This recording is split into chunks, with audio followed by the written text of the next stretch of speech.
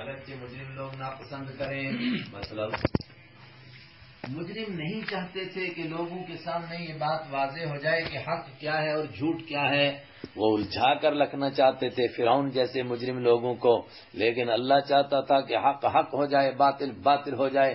اللہ نے کھلے میدان دکھا دیا، یہ سچ ہے یہ جھوٹ ہے۔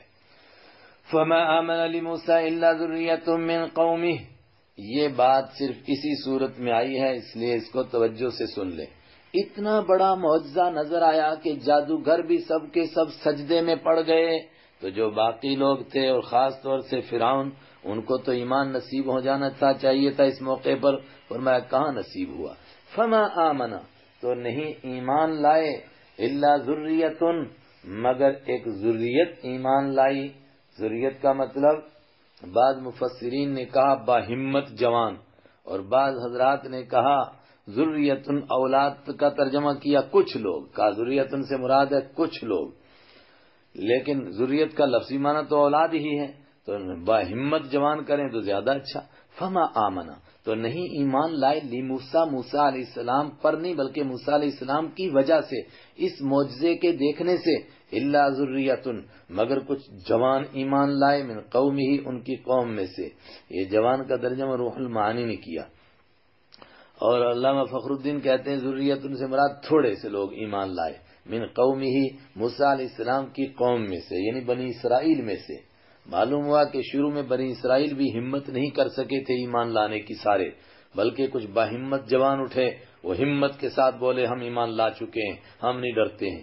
یہ کچھ لوگ کیوں ایمان لائے، علی خوف من فرعون، فرعون کے ڈرتے ہوئے، فرعون کے ڈر پر، لفظی معنی مطلب فرعون کے ڈر کی وجہ سے، ڈرتے ڈرتے ایمان لائے بیچارے۔ یہ بھی ایک تو فرعون کا ڈر تھا، اور دوسرے وملئہم، اور ان کے سرداروں سے ڈرتے ہوئے، ان یفتنہم، کہ وہ ان کو فتنے میں ڈالیں گے، فرعون ان کو مارے گا، ستائے گا، ان کے گلے کاٹے گا، اور اس نے کہا تھا میں بازو کاٹوں گا اور ٹانگیں کاٹوں گا اور پھر سولی پر چڑھاؤں گا، اس ڈر کی وجہ سے، اور دوسرے ان کے سردار یہ کام کریں گے۔ ان کے سردار سے مراد کون ہے؟ اکثر مفسرین کہتے ہیں کہ مراد ہیں وہ فرعون نے جن کو سردار بنا رکھا تھا فرعونی قوم کے، تو وہ بھی چونکہ باقاعدہ حاکم تھے تو کہا گیا کہ ان کے سردار، چونکہ ان پر وہی حکومت کرتے تھے۔ دوسرے حضرات اگرچہ تھوڑے ہیں مگر ان کی بات مجھے زیادہ پسند ہے، وہ کیا؟ انہوں نے کہا نہیں، انہی کے سردار بنی اسرائیل میں سے تھے۔ فرعون نے بنی اسرائیل میں سے ہی ان پر ظلم کرنے کے لیے قارون جیسے کچھ سردار بنائے ہوئے تھے، کیونکہ جب بھی کوئی کسی قوم پر ظلم کرتا ہے تو اسی میں سے کچھ غداروں کو تلاش کر لیتا ہے، پھر یہ غدار ہی اس قوم کو سزا دیتے ہیں۔ تو فرعون نے کچھ سردار بنائے ہوئے تھے بنی اسرائیل میں سے، تو یہ بیچارے جوان ان بڑے غداروں سے ڈرتے تھے، قارون جیسے بڑے بے ایمانوں سے۔ وَإِنَّ فِرْعَوْنَ، اور بے شک فرعون اس سے کیوں ڈرتے تھے؟ لَعَالٍ، وہ تو ضرور اونچا ہو گیا تھا، فی الارض، زمین میں، وَإِنَّهُ لَمِنَ الْمُسْرِفِينَ، اور بے شک وہ ضرور بضرور حدوں کو پار کرنے والے لوگوں میں سے تھا۔ موسیٰ علیہ السلام پر چند لوگ ایمان لائے، اور پھر رفتہ رفتہ ہمت کرتے کرتے سارے بنی اسرائیل ایمان لے آئے، بلکہ بہت سارے فرعونی قوم کے لوگ بھی ایمان لائے۔ مگر فرعون کا ظلم شروع ہوا تو موسیٰ علیہ السلام نے قوم کو کیا فرمایا؟ وقال موسیٰ، اور فرمایا موسیٰ علیہ السلام نے، یا قومی، اے میری قوم، ان کنتم آمنتم باللہ، اگر تم اللہ پر ایمان لائے ہو تو ایک کام کرو، فعلیہ توکلوا، تو تم اللہ ہی پر بھروسہ کر دو، ان کنتم مسلمین، اگر ہو تم فرمانبرداری کرنے والے، سب کام اللہ کے حوالے کرو، اسی پر بھروسہ کرو، یعنی اپنی کمزوری کا دھیان نہ دو کہ ہم پست لوگ، غلام لوگ کس طرح اس ظالم سے نجات پائیں گے، اللہ کی طاقت پر بھروسہ کرو۔ لوگوں نے ہمت سے کہا فقالوا علی اللہ توکلنا، فرمایا موسیٰ علیہ السلام ہم نے اللہ پر بھروسہ کر لیا۔ جب لوگوں نے اللہ پر بھروسہ کر لیا تو ابھی ہم نے سورہ اعراف میں پڑھا کہ نیک لوگ کیا کرتے ہیں؟ ہمت کا جواب دیتے ہیں مگر اللہ کے در پر جھک جاتے ہیں کہ اے خدا ہم نے بات تو کہہ دی، اب اس پر اترنے کی توفیق تو عطا فرما۔ ربنا، اے ہمارے رب، لا تجعلنا، نہ بنا تو ہم کو فتنتاً، آزمائش کا ذریعہ، للقوم الظالمین، ظالم لوگوں کے لیے آزمائش کا ذریعہ کہ ہم کو مارتے رہیں، ستاتے رہیں، تختہ مشق ہم بن جائیں، ونجینا، اور نجات دے تو ہم کو برحمتک، اپنی مہربانی سے، من القوم الکافرین، کافر لوگوں سے۔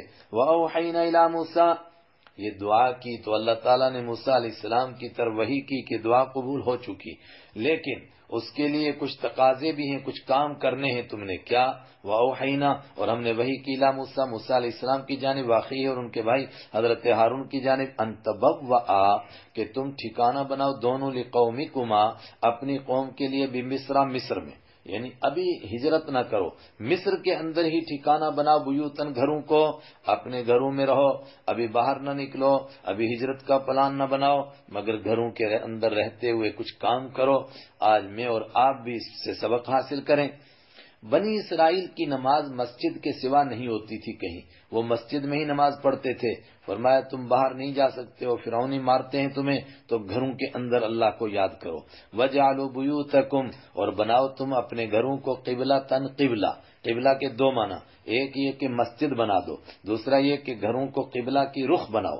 وَأَقِيمُوا الصَّلَاةَ، اور گھروں کے اندر ہی نماز قائم کرو. وَبَشِّرِ الْمُؤْمِنِينَ، اور مومنوں کو خوشخبری دے دو کہ اب فرعون کا بیڑا غرق ہونے والا ہے اور تم کو نجات ملنے والی ہے. وقال موسیٰ، جب موسیٰ علیہ السلام کو یہ معلوم ہوا، پھر ایمان والوں کو خوشخبری دو کہ فرعون کا بیڑا غرق ہونے والا ہے. اسی سے مفسرین نے نکالا کہ موسیٰ علیہ السلام کو وحی کر کے بتا دیا گیا کہ اب فرعونیوں میں سے کسی کو ایمان نہیں ملے گا. تو جس طرح نوح علیہ السلام کو بتا دیا گیا لن یؤمن من قومک، اب آپ کی قوم میں سے کوئی ایمان نہیں لائے گا، تو انہوں نے پھر قوم کے لیے بد دعا کی. جب موسیٰ علیہ السلام کو یہ بات بتا دی گئی تو موسیٰ علیہ السلام بھی اب ان کے خلاف بد دعا کر رہے ہیں. سارے اشکال انشاءاللہ رفع ہو گئے. وقال موسیٰ بشر المؤمنین سے، اور موسیٰ علیہ السلام نے فرمایا ربنا، اے ہمارے رب، انکا، بے شک آپ نے، آتیتا، دیا فرعون کو، فرعون و ملعہ، فرعون کو بھی اور اس کے سرداروں کو بھی. اور میں نے کہا نا سرداروں میں بنی اسرائیل کے لوگ بھی تھے، دیکھو جتنا قارون کو ملا اتنا کہاں کسی کے پاس تھا. زینتن، آپ نے رونق دی ان کو، وہ اموالاً، اور مال دیے ان کو، فی الحیات الدنیا، دنیاوی زندگی میں. اور یہ مال اور دولت کس لیے ملا؟ جس کا نتیجہ یہ نکلا لام معاقبت. ربنا، اے ہمارے رب، یہ اس لیے ملا ان کو، لیضلوا، تاکہ یہ گمراہ کریں آپ کے بندوں کو، عن سبیلک، آپ کے راستے سے. لیضلوا عبادک کا پوشیدہ ہے، آپ کے بندوں کو آپ کے راستے سے پھسلائیں. یعنی مال اور دولت اور دنیا کی رونق ملی، اس کا شکریہ ادا ہونا چاہیے تھا، اس کی وجہ سے تو ان کو اور زیادہ آپ کا فرما بردار ہونا چاہیے تھا، مگر یہ تو خود بھی نافرمان اور لوگوں کو بھی نافرمانی کی طرف لاتے ہیں. اے میرے رب، اب ایک کام، اب ایک گزارش. کیا؟ ربنا، میں نے کام غلط کہہ دیا، زبان پھسل جاتی ہے. ایک گزارش ہے، کیونکہ اللہ کو نہیں کہہ سکتے یہ کام کر دے، اللہ کے سامنے گڑ گڑا سکتے ہیں. ربنا، اے ہمارے رب، اتمس، تہس نہس کر دے، علی اموالہم، ہلاکت ڈال دے، علی اموالہم، ان کے مالوں پر، اب ان کے مالوں کو برباد کر دے. وشدد علی قلوبہم، اور سختی ڈال دے، علی قلوبہم، ان کے دلوں پر، ان کے دل سخت کر دے. کیوں؟ اس لیے کہ اس سے پہلے ہم پڑھ چکے سورہ اعراف میں کہ ایک مصیبت آتی تھی تو فراڈ کے طور پر ایمان لاتے تھے کہ آپ دعا کیجیے، اگر یہ ہٹا تو بس پھر مان جائیں گے اور بنی اسرائیل کو بھیج دیں گے. جب پریشانی ہٹتی تھی تو پھر کہتے نہیں مانیں گے. فرمایا اب ایسا دلوں کو سخت کر دے، فلا یؤمنوا، تاکہ یہ ایمان نہ لائیں، حتی یروا العذاب العلیم، یہاں تک کہ دیکھ لیں یہ دردناک عذاب کو. اب ان کے دلوں کو سخت کر دے تاکہ یہ دھوکے کے طور پر بھی ایمان نہ لا سکیں. قال، اللہ نے فرمایا قد اجیبت، یقیناً قبول کر لی، دعوتکما، تم دونوں کی دعا. اوپر دعا تو صرف حضرت موسیٰ علیہ السلام نے کی، تو کیوں کہا دونوں کی دعا؟ مفسرین نے کہا کہ موسیٰ علیہ السلام دعا کر رہے تھے، ہارون علیہ السلام آمین کہہ رہے تھے. معلوم ہوا ایک آدمی جب دعا کرے تو دوسروں کا کام ہے آمین کہنا. فاستقیما، تمہاری دعا قبول ہو گئی، لہذا تم دونوں سیدھے رہو، ڈٹے رہو. ولا تتبعانی، اور ہرگز پیچھے نہیں چلنا تم دونوں، سبیل الذین، ان لوگوں کے راستے پر، لا یعلمون، جو نہیں جانتے. ایک تو فرعونی ہو گئے، لیکن خاص طور سے اپنی برادری کے بھی کمزور لوگ وہ گھبرائیں کہ یار پتہ نہیں کب فرعون حملہ کرے گا اور سب کو بالکل جان سے ہی مار دے گا. گھبرائیے نہیں، ان کی باتوں پر نہ آئیے. وجاوزنا، بس آ گیا نمبر. موسیٰ علیہ السلام کو حکم ملا اپنی قوم کو لے کر کے بحر قلزم سے پار ہو جائیے. تفصیل انشاءاللہ سورہ طٰہٰ میں آ رہی ہے. وجاوزنا اور ہم نے پار کرا دیا بھی بنی اسرائیل کو البحر سمندر سے بحر قلزم سے فاتبعهم تو پیچھا کیا ان کا فرعون نے وجنودہ اور اس کے لشکر نے بغیا بغاوت کرتے ہوئے اللہ سے بغاوت وعدوا اور ظلم کرتے ہوئے بندوں پر ظلم کرتے ہوئے حدوں کو کراس کر گیا بندوں پر بھی ظلم کر رہا ہے اس نے پیچھا کیا کس نے فرعون اور اس کے لشکر نے حتی یہاں تک کہ اذا جب ادرکا پکڑا ہو اس کو الغرق غرق نے پکڑا مطلب جب ڈبکیاں لگنے لگی پانی میں قال آمنت اس نے کہا میں ایمان لے آیا اچھا بڑا جلدی یہی بات اوپر بتائی تھی عام نافرمان کی کہ جب عذاب پکڑتا ہے تو تب کہتا ہے کہ میں مان گیا انہو کیا ایمان لایا انہو بات یہ ہے لا الہ نہیں ہے کوئی خدا الا الذی مگر وہی خدا الذی آمنت بھی بنو اسرائیل جس پر ایمان لائے ہیں بنی اسرائیل وانا من المسلمین اور میں ہوں فرمانبرداروں میں سے تو وہی جواب وہاں بھی آیا تھا آن اب ایمان لاتا ہے بڑا جلدی دماغ ٹھیک ہو گیا تیرا وقد عصیت اور یقیناً تو نے نافرمانی کی قبل اس سے پہلے کتنی نافرمانیاں کرتا رہا وکنت من المفسدین اور تو تھا فساد کرنے والوں میں سے نافرمانی کرنے والوں میں سے بلکہ فرما برداروں کو بھی مار کے دین سے ہٹانے والا تھا اس کو کہا مفسد فَالْيَوْمَ نُنَجِّيكَ بِبَدَنِكَ لِتَكُونَ لِمَنْ خَلْفَكَ آیَةً اسی موقع پر وہ جو میں نے کہا نا کہ امام بخاری نے بھی کہا کہ ننجی کے ایک معنی ہے کنارے پر لانا یہیں پر انہوں نے یہ تفسیر کی ہے فَالْيَوْمَ نُنَجِّي تو آج ہم نجات دیں گے کنارے پر لے آئیں گے کا تجھ کو بِبَدَنِكَ کا تیرے بدن سمیت مطلب باقی سارا لشکر ڈوبے گا اور سمندر میں ڈوب جائے گا لاشیں بھی نظر نہیں آئیں گی مگر تیری لاش اوپر تیرے گی بلکہ کنارے پر لگے گی اور کنارہ بھی کون سا سمندر کا وہ کنارہ جدھر بنی اسرائیل گئے ہیں تاکہ وہ دیکھیں اور وہ عبرت حاصل کریں کہ نافرمانوں کا کیا انجام ہوتا ہے لتکون تاکہ تو ہو جائے لمن خلفہ کا ان لوگوں کے لیے جو تیرے پیچھے ہیں آیتن ایک نشانی قرآن میں تو اتنے الفاظ ہیں کہ ہم تجھے کنارے پر لائیں گے تیری لاش لوگ دیکھیں گے اور عبرت حاصل کریں گے لیکن یہ بات کہ فرعون کی لاش پھر باقی رہی یہاں تک کہ آج موجود ہے تو اگر یہ حقیقت ہے اور واقعتاً یہ وہی فرعون ہے اسی کی لاش ہے جس کی آج مصر میں میوزیم میں رکھی ہوئی ہے تو یہ قرآن کی حقانیت کی ایک زبردست دلیل ہے کہ قرآن نے اس وقت میں کہا کہ فرعون کی لاش باقی ہے جبکہ اس کی لاش کے باقی ہونے کا کسی کو خیال بھی نہیں تھا یہ تو 1835 میں ریت کے تودوں میں سے ایک لاش ملی اور اس کو جب ممی کیا گیا اس میں وہ بھرا گیا پلاسٹک اس کی ہڈیوں کے مطابق تو جس طرح کی اس کی شکل بنی جب اس پر تحقیق کرنے والوں نے تو کہا یہ وہی فرعون ہے جس کا من فتح نام تھا جو حضرت موسیٰ علیہ السلام کے مقابلے میں آیا تھا آج بھی اس کی لاش مصر کے عجائب خانے میں میوزیم میں رکھی ہوئی ہے وَإِنَّ كَثِيرًا مِّنَ النَّاسِ اور بے شک لوگوں میں سے بہت سارے ان آیاتنا ہماری آیتوں سے لغافلون بے خبر ہیں یوں فرعون کا بیڑا غرق ہوا بنی اسرائیل کو نجات ملی لیکن پھر کیا ہوا جس کو ایمان والوں کو جھنجھوڑا جا رہا ہے جس پر فرمایا بنی اسرائیل پھر کمزور ہو گئے اور پھر دینداری کے بعد بے دینی کی طرف گر پڑے وَلَقَدْ بَوَّأْنَا اور یقیناً ہم نے ٹھکانہ دیا بنی اسرائیل کو مبوّأَ صدقٍ دیکھیے وہ شروع میں تھا قدم صدقٍ تو میں نے کہا تھا آسان ترجمہ اس کا کر لیں اونچے مرتبے جیسے مبوّأ صدقٍ ان کو رہنے کی بہترین جگہ دی آپ نے لفظی معنی سچائی کا ٹھکانے سے مراد بہت اچھی جگہ ان کو رہنے کے لیے دی بنی اسرائیل کو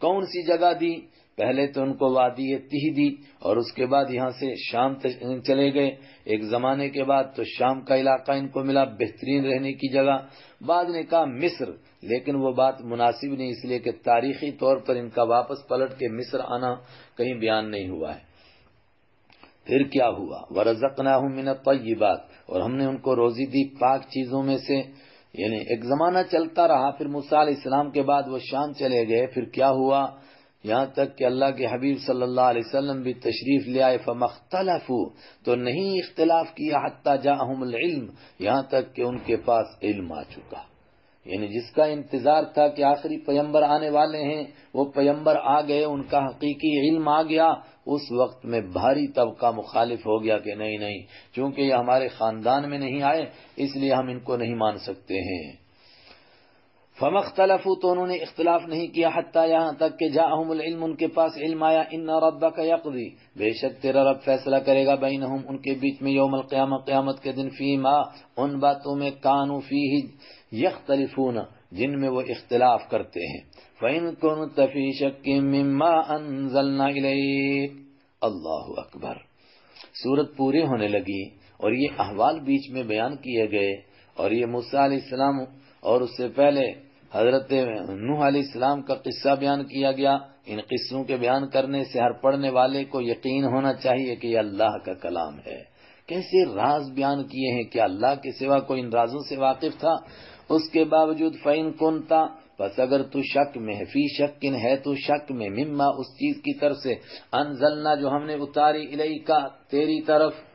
اب تیری سے مراد اور تو شک میں ہے اس سے کون مراد ہے؟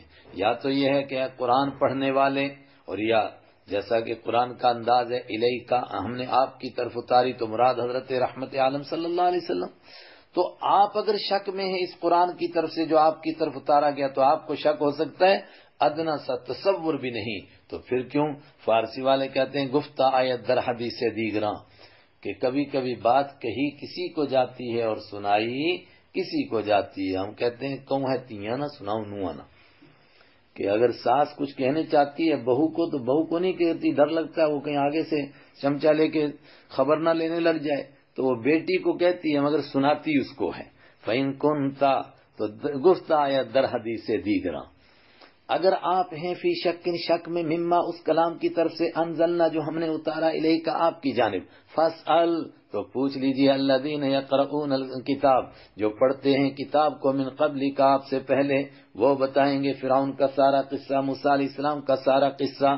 جب وہ اس کی تصدیق کریں گے اور وہ مانیں گے کہ یہ اللہ کا کلام ہے تو یقین کیجئے لقد یقیناً آ چکا ہے کا آپ کے پاس الحق و حق من ربی کا آپ کی طرف سے فلا تکو من ربی کا آپ کے رب کی طرف سے فلا تکونن تو آپ ہرگز نہ ہو جائیں من الممترین شک کرنے والوں میں سے. آپ نہیں ہیں اے قرآن پڑھنے والے عقل کے ناخن لے کچھ سمجھ کیسے شک کر رہا ہے. ولا تکونن اور ہرگز نہ ہو جانا تو من الذین ان لوگوں میں سے کذبوا بآیات اللہ جنہوں نے اللہ کی آیتوں کو جھوٹا کہا فتکون اگر تو ایسا کرے گا تو ہو جائے گا تو بھی قرآن پڑھنے والے من الخاسرین نقصان اٹھانے والوں میں سے. ان الذین حقت علیہم کلمۃ ربک کون لوگ ہیں جو اتنا کچھ سامنے آنے کے باوجود ایمان نہیں لائیں گے.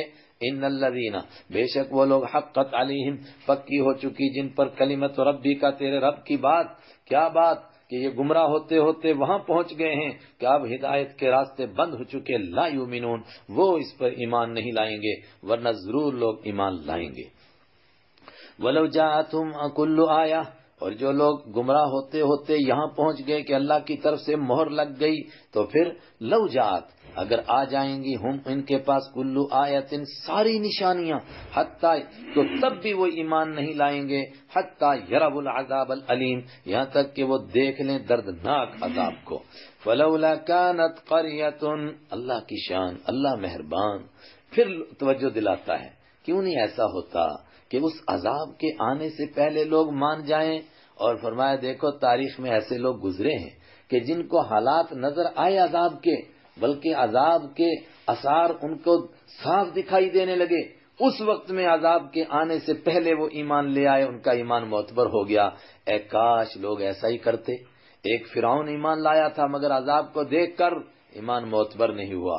ایک دوسری قوم ہے دیکھو انہوں نے بھی عذاب کو دیکھا مگر کیا اثرات کو دیکھا اس سے پہلے کہ عذاب آ جاتا ایمان لیا ایمان معتبر ہو گیا. وہ کون ہیں؟ وہ حضرت یونس علیہ السلام کی قوم. یونس بن متہ عراق کے نینوا شہر کے موصل کے صوبہ کے رہنے والے. نینوا تو خود اللہ کے حبیب صلی اللہ علیہ وسلم نے فرمایا انہوں نے اپنی قوم کو سمجھایا یونس علیہ السلام نے ایک زمانہ دراز تک لیکن ظاہری انداز سے یہی معلوم ہوتا ہے کہ ایک شخص بھی ایمان نہیں لایا. آخر اللہ کی طرف سے فرما دیا گیا کہ اب عذاب آنے والا ہے تو یہ اندازہ کر کے کہ عذاب تو آیا ہی چاہتا ہے ابھی حکم نہیں آیا تھا کہ نکل جائیے یہاں سے تو وہ اپنی بستی سے نکل گئے چونکہ حکم سے پہلے نکلے تھے اجتہاد کر کے کہ اب تو عذاب آیا ہی چاہتا ہے تو اب نکل جاؤ یہاں سے.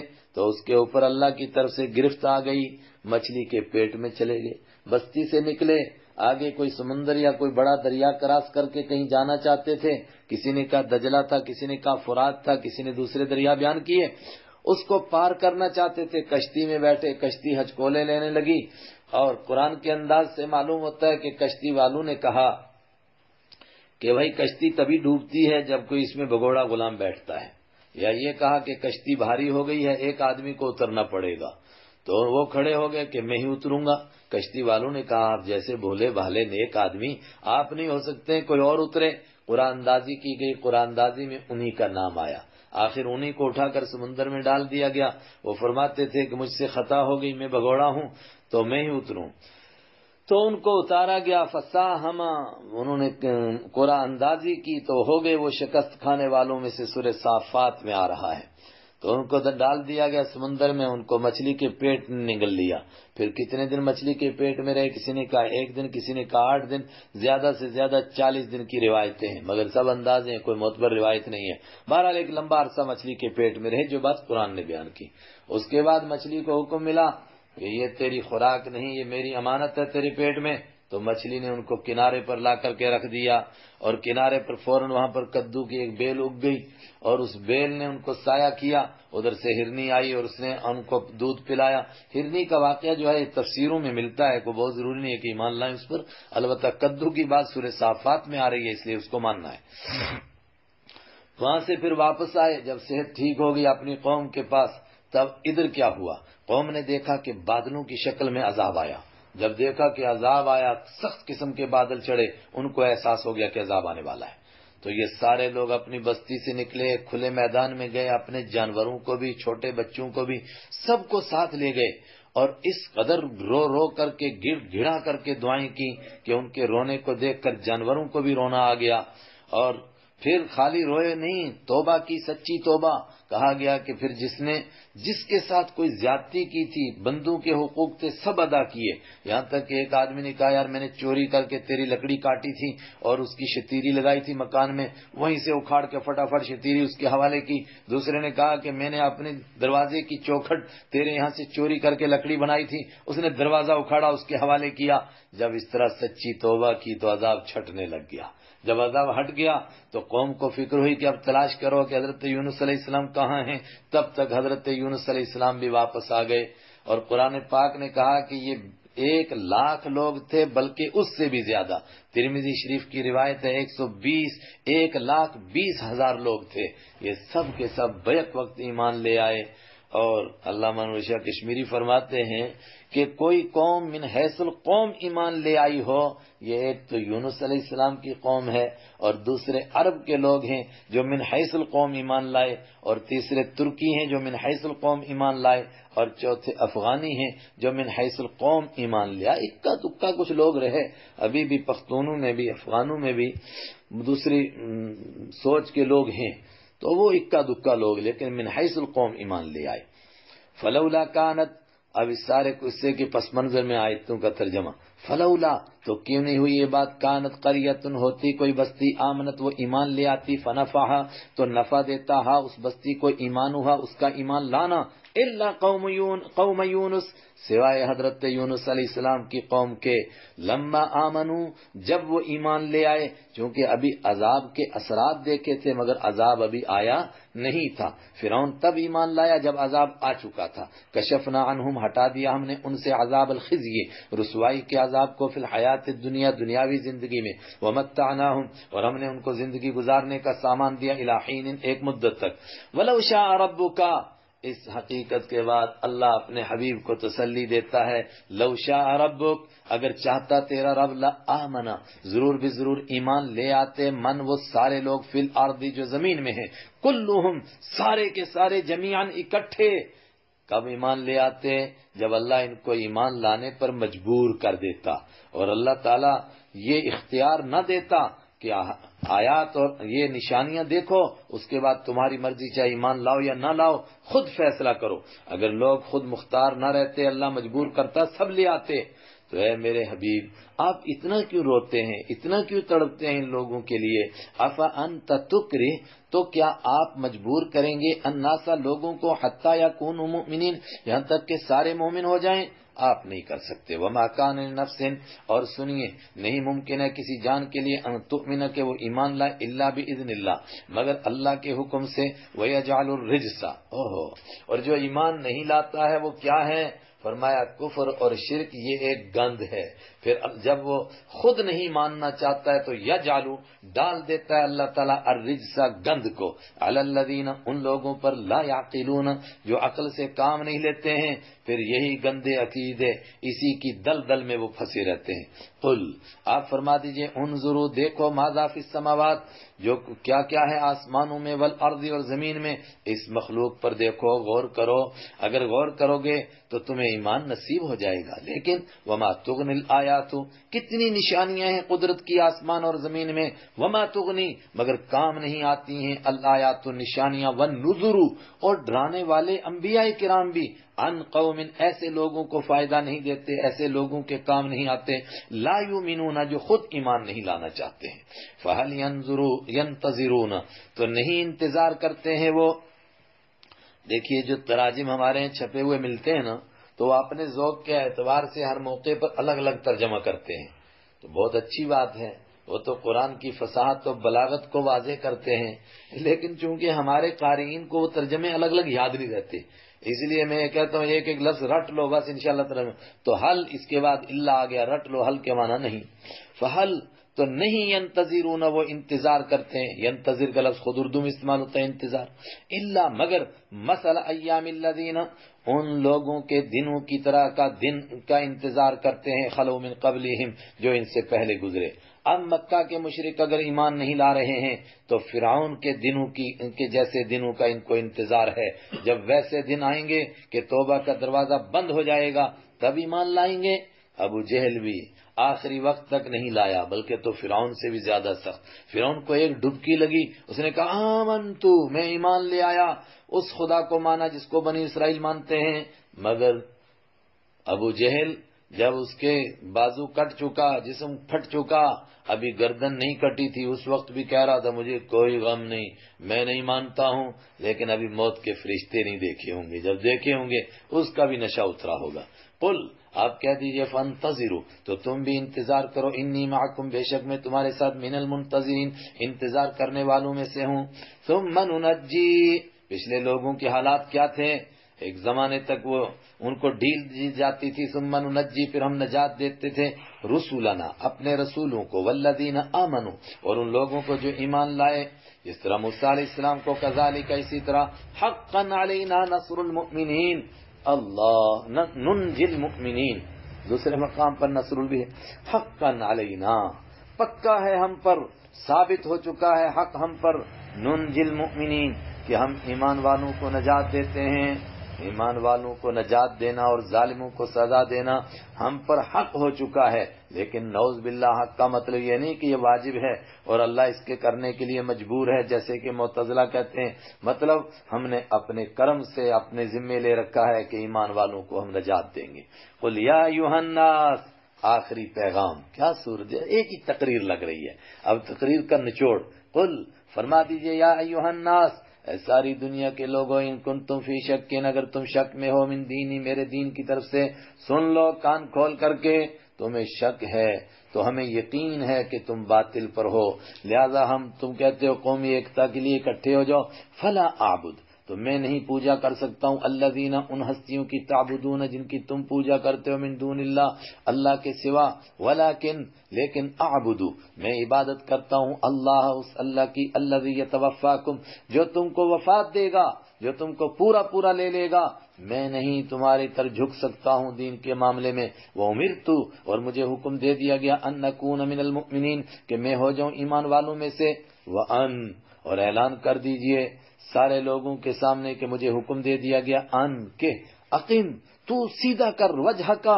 اپنے چہرے کو للدین دین کے لیے حنیفن سب سے کٹ کر اور اللہ کی طرف جھک کر کے سیدھا کر اپنے چہرے کو توحید پر قائم ہو جا ولا تکونن من المشرکین اور تو ہرگز نہ ہونا شرک کرنے والوں میں سے. اب ایک مطالبہ تمہارا اور ایک مطالبہ اللہ کا. میں کس کا مطالبہ مانوں؟ ظاہر اللہ کا. ولا تدع من دون اللہ، اے میرے حبیب نہ پکارنا اللہ کے سوا کسی کو بھی. ہائے اللہ کے محبوب کسی کو پکار سکتے نہیں. وہی گفت آیت در حدیث دیگراں آپ کو کہہ کر امت کو سنایا جا رہا ہے. حالات بہت بدلیں گے، مختلف حالات آئیں گے. حالات کیسے بھی آئیں اللہ کے در کو نہیں چھوڑنا. ولا تدعو اور مت پکار تم من دون اللہ اللہ کے سوا. کیوں؟ اللہ کو چھوڑ کر جس کو بھی پکارو گے وہ ہوگا ما لا ينفعک، جو تجھے نفع نہیں دے سکتا، ولا یضرک اور نہ تجھے کوئی نقصان دے سکتا ہے. جب کسی میں نفع اور نقصان کی طاقت ہی نہیں ہے تو کسی دوسرے کو پکارنے سے فائدہ کیا؟ فَإِن فَعَلْتَ تو اگر آپ ایسا کریں گے فَإِنَّكَ تو بے شک آپ اذن تب تو من الظالمین ہو جائیں گے ظلم کرنے والوں میں سے. فرمایا تھا اللہ کے سوا کسی کو نہیں پکارنا جو نفع اور نقصان کا مالک نہ ہو. تو اللہ کے سوا نفع اور نقصان کا مالک کون ہے؟ توجہ. وَإِن يَمْسَسْكَ اللَّهُ دو مقام پر یہ آیت ہے یہاں اور سورہ انعام میں نے کہا نا دونوں کے مضمون ملتے ہوئے. اور اگر یمسس پہنچائے کا آپ کو اللہ تعالیٰ بذرن کوئی تکلیف، ان یمسس اگر پہنچائے اللہ تعالیٰ آپ کو بذرن کوئی تکلیف، فلا کاشفا تو نہیں ہے کوئی ہٹانے والا لہو اس کے لیے الا ہو سوائے اللہ کے. جو تکلیف اللہ دینا چاہے ساری کائنات مل کر کے اس تکلیف کو ہٹا نہیں سکتی ہے. بہت زبردست مضمون ہے. اے کاش اس کی حقیقت ہمارے دل میں اتر جائے. اللہ کے سوا کوئی نفع اور نقصان کا مالک نہیں. وہیں یرید کا اور اگر وہ چاہے کا آپ کے ساتھ بخیر کوئی بھلائی کا معاملہ کرنا، فلا راد تو نہیں ہے کوئی ہٹانے والا لفضلہ اس کے فضل کو. جو وہ مہربانی کرنا چاہے تو ساری دنیا مل کر کے اس مہربانی کو ہٹا دے آپ سے نہیں ہو سکتا ہے. یصیب بہ وہ پہنچاتا ہے من یشاء اپنا فضل جس کو چاہتا ہے من عبادہ اپنے بندوں میں سے. وہو الغفور وہی تو بخشنے والا وہی تو رحم کرنے والا ہے. آخری بیان قل یا ایھا الناس فرما دیجئے اے ساری دنیا کے لوگوں کیا بات سمجھے تم، قد جا یقیناً آ چکا کم تمہارے پاس الحق سچ من ربکم تمہارے رب کی طرف سے. یہ سچ آ چکا، اس کے سوا سب کا سب جھوٹ ہے. فمن اہتدی تو جو کوئی ہدایت اختیار کرے گا فإنما یہتدی تو بے شک وہ ہدایت قبول کرے گا لنفسہ اپنی ذات کے لیے، اس کو اپنا فائدہ ہوگا. ومن ضل اور جو کوئی بھٹکے گا فإنما یضل تو بے شک وہ بھٹکے گا علیہ اپنے ہی خلاف. وما انا علیکم بوکیل اور میں نہیں ہوں تم پر کارسازی کرنے والا، میں تمہارا ذمہ دار نہیں ہوں. اگر بھٹکے گا تو خود جواب دے گا، ہدایت پر آئے گا تو اپنا پھل خود پائے گا. واتبع ما یوحی الیک اے میرے حبیب صلی اللہ علیہ وسلم کوئی مانے یا نہ مانے آپ ان کے مطالبات نہ دیکھیے. اتبع آپ پیچھے چلیں ما اس چیز کے یوحا جو وحی کی جاتی ہے الیک آپ کی جانب، واسبر اور ڈٹ جائیں آپ حتی یحکم اللہ یہاں تک کہ اللہ فیصلہ کر دے اور فیصلہ ہونے والا ہے. وہو خیر الحاکمین اور وہ بہترین فیصلہ کرنے والا ہے. اور سورہ انفال میں غزوہ بدر کو پیش کر کے فرمایا یہ فیصلہ ہو چکا ہے. ان تستفتحوا فقد جاءکم الفتح اگر تم فیصلہ چاہتے تھے فیصلہ آ چکا ہے. سورہ ہود شروع ہوتی ہے. سورہ ہود کیا ہے؟ سورہ ہود سمجھیے کہ سورہ یونس کا تکملہ ہے. سورہ یونس میں جو مضامین چھیڑے گئے انہی مضامین کی تکمیل ہے سورہ ہود کے اندر. سورہ یونس میں 70 آیتوں تک ایک لمبا مضمون چلا گیا. اس صورت میں خالی 2 رکوع تک یہ مضمون چلے گا اور اس کے بعد انبیاء کرام کے قصے بیان کر کے اس مضمون کو پختہ کیا جائے گا. اور جو جس طرح نوح علیہ السلام کا قصہ اس صورت میں آیا مگر اگلی صورت میں تفصیل سے آئے گا، اسی طرح دوسرے انبیاء کرام کا قصہ تفصیل سے آئے گا. اور میں نے ہر جگہ عرض کیا کہ جہاں تفصیل آئے گی وہیں انشاءاللہ تفصیل عرض ہوگی. بسم اللہ الرحمن الرحیم. الف لام را حروف مقطعات اللہ عالم بمرادہ. کتاب ایک زبردست کتاب ہے، عربی کا انداز اس کا معنی ایک زبردست کتاب ہے، احکمت آیاتہ، اس کی آیتوں کو احکمت آیاتہ پکا کیا گیا ہے۔ پکا کرنے کا مطلب جو آئندہ کی خبر بیان کی گئی وہ پکی، قیامت تک کوئی اس میں غلطی نہیں ثابت کر سکتا۔ جو گزرے ہوئے واقعات بیان کیے گئے وہ پکے، اور جو کچھ بات بیان کی گئی وہ پکی کی گئی ہے۔ اور پیچھے کہا تھا کہ کچھ آیتیں متشابہات ہیں، وہ الگ معنی کے اعتبار سے ہیں۔ یہاں کہا گیا ساری آیتیں پکی ہیں، اس میں کوئی شک اور شبے کی بات نہیں۔ ثم فصلت، پھر کھول کھول کر بیان کی گئی ہیں، من لدن حکیم خبیر، اس ذات کی طرف سے، من لدن حکیم جو بہت حکمت والا ہے، لدن کے معنی طرف سے، اس ذات کی طرف سے، اس کے پاس سے، حکیم جو حکمت والا بھی ہے، خبیر خبر رکھنے والا بھی ہے۔ گویا سب سے پہلا مفسر خود اللہ ہے، اور اللہ کیسی تفسیر کر رہا ہے؟ اپنی حکمت کے مطابق اور اپنی خبر کے مطابق ایک ایک بات کو کھول کر بیان کر رہا ہے۔ اللہ تعبدوا الا اللہ، کس لیے قرآن نازل ہوا؟ کیوں اس کی آیتیں پکی کی گئی ہیں؟ کیا پکا مضمون ہے؟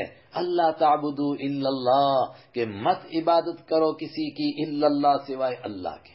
بہت سارے لوگ چڑھتے ہیں، کہتے ہیں دیکھو جی صرف توحید بیان کرتے رہتے ہیں، بھئی ادھر ادھر کی بھی کوئی بات بیان کیا کرو۔ ارے توحید نہ بیان کریں، قرآن کیا کہہ رہا ہے؟ صرف توحید، صرف توحید۔ اللہ تعبدوا، مت عبادت کرو الا اللہ، مقصد قرآن، اس لیے قرآن نازل ہوا۔ اننی لکم، اور دوسرا کیا کام ہے؟ اللہ کے پیارے نبی صلی اللہ علیہ وسلم کی رسالت کو ثابت کرو قرآن سے۔ اننی، بے شک میں، لکم تمہارے لیے، منہ اس کی طرف سے، نذیر آگاہ کرنے والا ہوں، بشیر ڈرانے والا ہوں۔ اور کیا پیغام ہے؟ وان استغفروا، اور یہ بات کہ بخشش طلب کرو، ربکم اپنے رب سے، جو آج تک گناہ ہو چکے ہیں اس کے در پر آ جاؤ، ثم توبوا الیہ، پھر اسی کی طرف متوجہ ہو جاؤ آئندہ کے لیے، اسی کی طرف توجہ رکھو، گزرے ہوئے گناہوں سے توبہ، آئندہ اسی کی طرف متوجہ ہو جاؤ۔ کیا ہوگا؟ یمتعکم، وہ تم کو زندگی گزارنے کا سامان دے گا، متاعا حسنا، اچھا سامان، مطلب دنیا میں نیکی کرنے کی توفیق عطا کرے گا، سکون قلب عطا فرمائے گا، صراط مستقیم پر چلنے کی توفیق عطا کرے گا، اور دنیا کا سامان دے گا الی اجل مسمى، ایک متعینہ مدت تک۔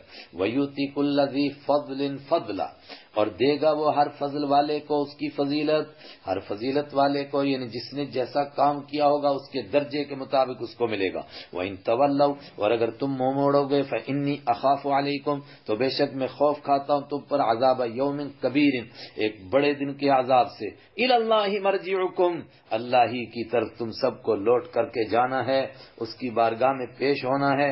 وَهُوَ عَلَى كُلِّ شَيْءٍ قَدِيرٌ، اور وہ ہر چیز پر قدرت رکھنے والا ہے، وہ اپنی شان کے مطابق فیصلہ کرے گا۔ الا انہم یسنون، اگلی آیت مضمون کے اعتبار سے ذرا تھوڑا سمجھنے کے لیے توجہ چاہیے۔ کیا اللہ کے سامنے پیش ہوگا اور اللہ اپنے علم کے مطابق اور اپنی قدرت کے مطابق فیصلہ کرے گا، اور بتانا یہ ہے کہ اس کے علم سے کوئی چیز چھپی ہوئی نہیں ہے۔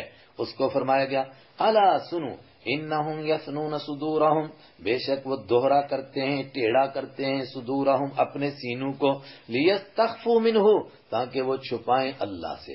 سورت مکی ہے، اس لیے یہ کہنا کہ اس کا تعلق منافقین سے مناسب نہیں، بلکہ مکہ کے وہ مشرک جو سمجھتے تھے کہ ہم کچھ باتیں ایسی بھی کرتے ہیں جو اللہ سے چھپ جاتی ہیں، ان کی غلط فہمی کو دور کیا جا رہا ہے کہ تم سینوں کو ٹیڑھا کرو اور کچھ بھی کرو، اللہ سے کوئی چیز چھپ نہیں سکتی۔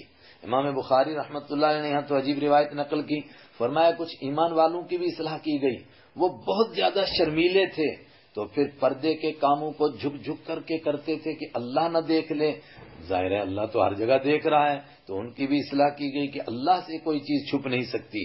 الا حین یستغشون، سنو جس وقت میں وہ کپڑے ڈھانپتے ہیں وہ اپنے اوپر، ثیابہم اپنے کپڑے، کیوں ڈھانپتے تھے؟ تاکہ اللہ کے نبی صلی اللہ علیہ وسلم کو دیکھے ہی نہ، منہ ہی نہ لگیں، آپ کی بات مانے ہی نہ۔ تو گویا اس کے مطابق پھر سورہ نوح کو جوڑیے تو یہ وہی رویہ ہے جو نوح علیہ السلام کی قوم نے حضرت نوح علیہ السلام کے ساتھ اپنایا تھا کہ کلما دعوتهم جعلوا اصابعهم في آذانهم واستغشوا ثيابهم، جب بھی میں ان کو بلاتا ہوں اپنے کان بند کرتے ہیں، اپنے اوپر کپڑے ڈال لیتے ہیں تو مکہ کے مشرک بھی ایسا کرتے تھے. یعلم ما یسرون، وہ جانتا ہے جو وہ چھپاتے ہیں، وما یعلنون، اور جو وہ ظاہر کرتے ہیں. انہ علیم بذات الصدور، وہ سینوں کی باتوں کو جاننے والا ہے، چھپے ہوئے رازوں کو جاننے والا ہے. اور اسی کے علم کو آگے بتایا جا رہا ہے کہ وہ ہر چیز کو جانتا ہے. اس کے لیے یوں سمجھائی گئی بات، دیکھیے کائنات کا ہر مخلوق، ہر ذرہ اس کی روزی کا محتاج ہے، ہر ایک کو وہ دے رہا ہے. اگر کوئی ایک چیز بھی اس کے علم سے اوجھل ہو جائے، اس کی نظروں سے اوجھل ہو جائے تو اس کو روزی کیسے ملے گی؟ اور پھر مخلوق بھی کہیں مستقل رہتی ہے اور کہیں عارضی رہتی ہے.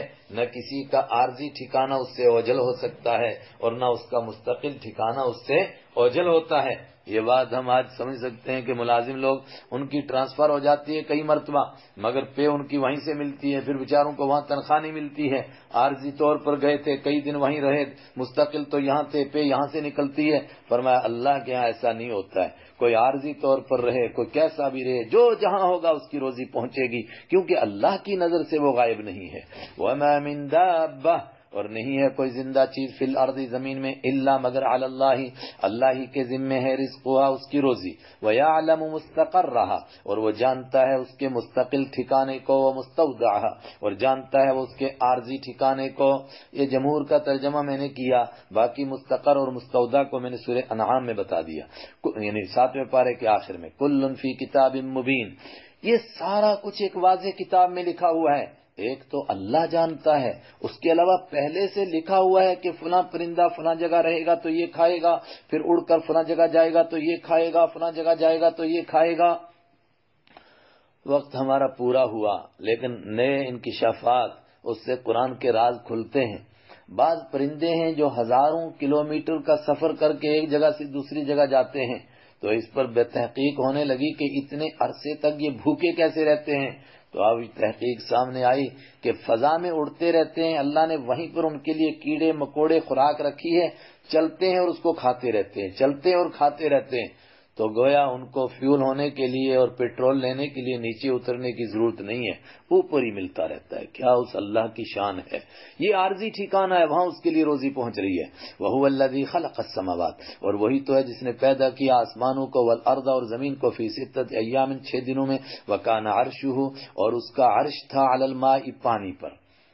اس کا عرش پانی پر تھا. اور پھر وہ ایک تفصیل کہ وَالْمَاءُ عَلَى مَتْنِ الرِّيحِ وَالرِّيحُ عَلَى قُدْرَةِ اللَّهِ. یہ تفصیل کیا، ہم سیدھی بات کہیں گے کہ اس کا عرش جو ہے وہ پانی پر تھا. کس طرح تھا اللہ ہی جانتا ہے.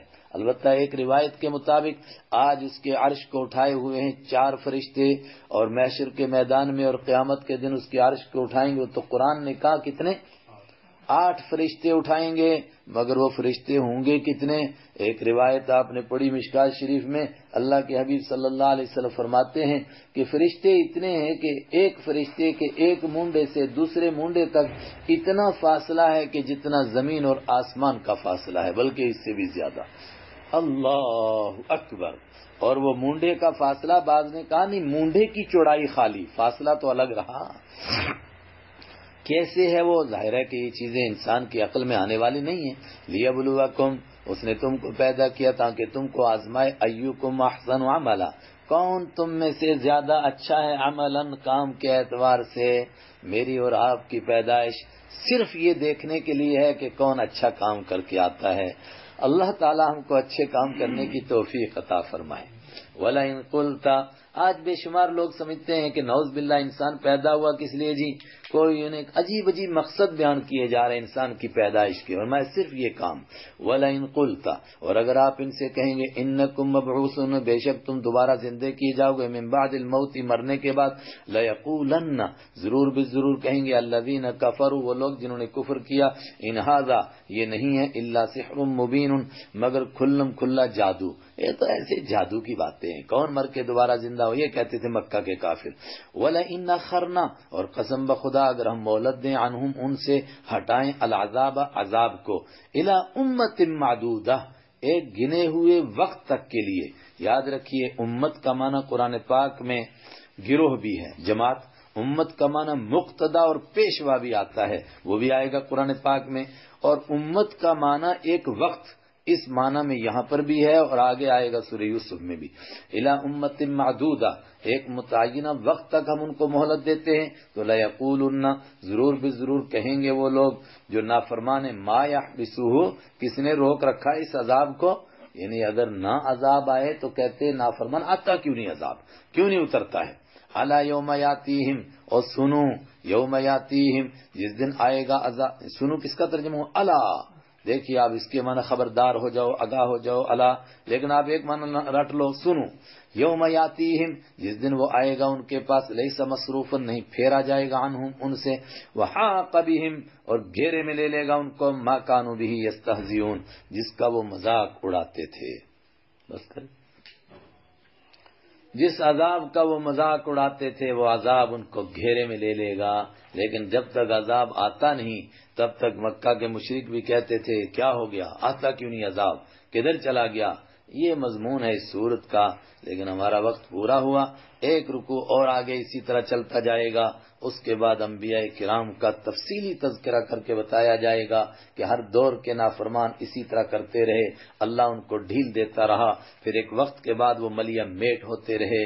لیکن سب سے آخر میں پھر پوری سورت کے مضمون کا نچوڑ ہے جس میں یہ کہا جائے گا فلولا کان من القرون، کیوں نہیں گزشتہ لوگوں میں کچھ ایسے عقل مند لوگ ہوئے، ینہونا، جو روکتے لوگوں کو، عن الفساد فی الارض، زمین میں فساد مچانے سے.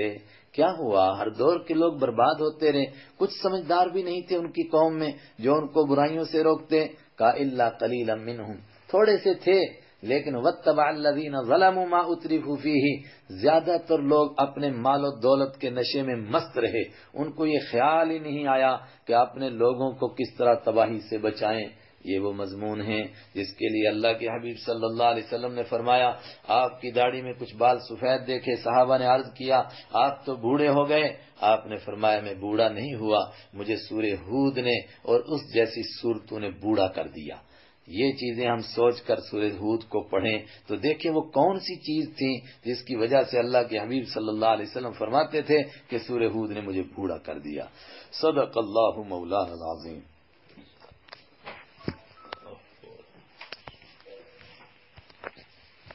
انشاءاللہ آپ کل سے چلیں.